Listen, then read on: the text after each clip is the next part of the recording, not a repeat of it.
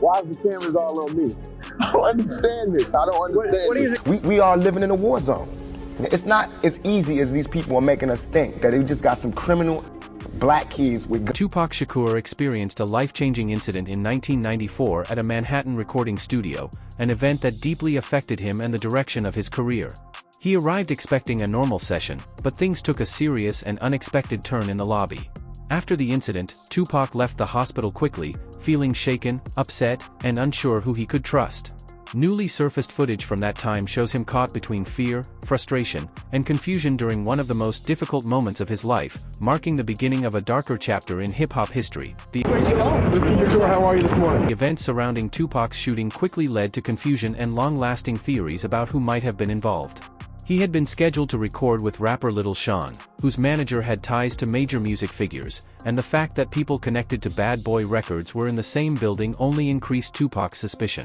What made the situation even more unusual was Tupac's reaction afterward.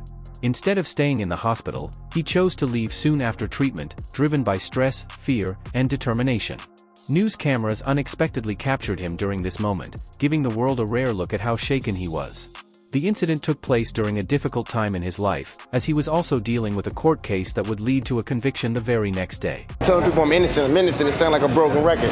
Maybe they'll believe me about the other stuff now. Tupac's response to the incident at Quad Studios became a major turning point in his life. Even though he was hurt and taken to the hospital, he chose to leave much earlier than doctors advised because he felt unsafe and didn't trust his surroundings. At the same time, he was dealing with a separate court case that added even more pressure and confusion to his situation. The rare footage of him leaving the hospital showed how stressed and determined he was during this difficult moment. His quick decision to leave wasn't just about being tough, it reflected how he viewed the world around him and his belief that he needed to stay alert and protect himself at all times. Same reasons they need the riot hat, the riot jacket, the flak jacket, the double vest, the 9mm Glocks with extra bullets, the tear gas, the mace, all that. Who do you think the police is using that against? Dogs?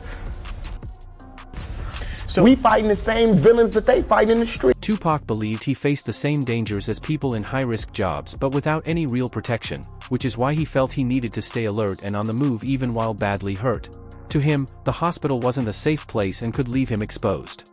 News cameras recorded him leaving Bellevue Hospital in a wheelchair around 3:30 a.m. on November 30, 1994. He was covered in bandages, with his head wrapped and his arms supported.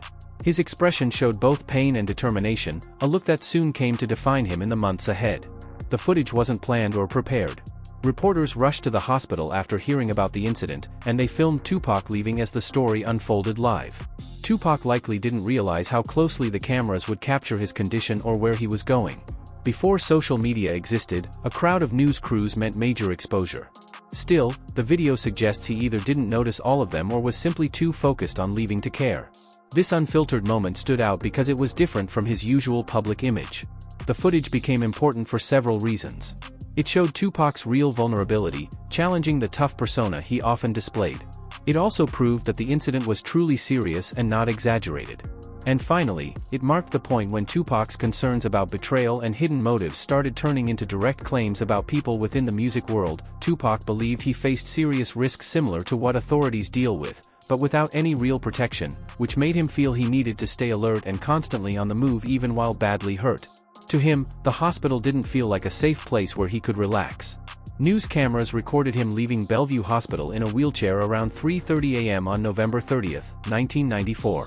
He appeared heavily bandaged, with his head wrapped and his arms supported, and his expression showed both pain and determination, an image that would reflect the attitude he carried during the months before his passing.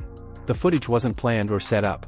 Media crews had gathered after hearing about the situation, and they filmed Tupac leaving as it happened.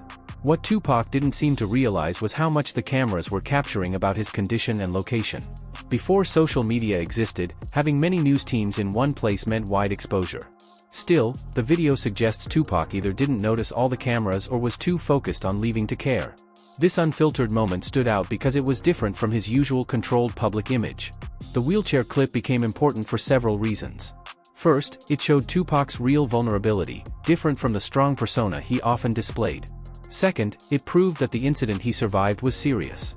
Third, it captured the moment his concerns about trust and loyalty started turning into direct suspicions about certain people in the music world. The jury found Tupac guilty on 3 counts of sexual abuse but cleared him of the more serious charges. The conviction carried the possibility of up to 7 years in prison, adding to his already vulnerable situation. Between surviving a shooting and facing serious legal consequences, Tupac was under extreme pressure. He felt betrayed by people in the music industry and believed powerful figures had turned against him. This mix of events shaped his music, public statements, and how he saw his role in hip-hop. The paranoia that had always been part of his worldview became much stronger, influencing choices that would later have serious consequences. The footage of Tupac leaving the hospital also captured the start of his public break with the East Coast hip-hop scene. While still recovering, he openly accused certain people connected to Bad Boy Records of knowing about or being involved in the attack.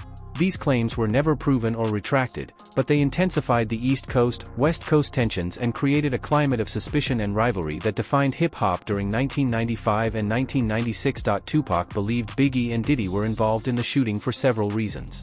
First, they were in the building recording in a studio upstairs when it happened. Second, Tupac thought Biggie had access to his schedule and location through industry connections that should have been private. Third, the attack's planning, with multiple gunmen waiting specifically for Tupac, made it feel like inside information, not a random act of violence. The hospital footage also shows the start of Tupac's physical struggles, though it wasn't immediately obvious. His hand injury needed ongoing treatment, and the head wound, while not fatal, caused pain and possible long-term effects. Surviving a shooting combined with legal stress created intense psychological pressure, which Tupac handled in ways that sometimes hurt him. The sexual assault conviction added another layer, as he faced immediate prison time. On February 14, 1995, he was sentenced to 18 months to 4.5 years in prison and served 8 months at Clinton Correctional Facility in Dannemora, New York before being released on bail while appealing. This time in prison paused the conflicts temporarily but also gave space for anger and plans for revenge to grow. It marked the start of his prison transformation and eventually led to the death row deal.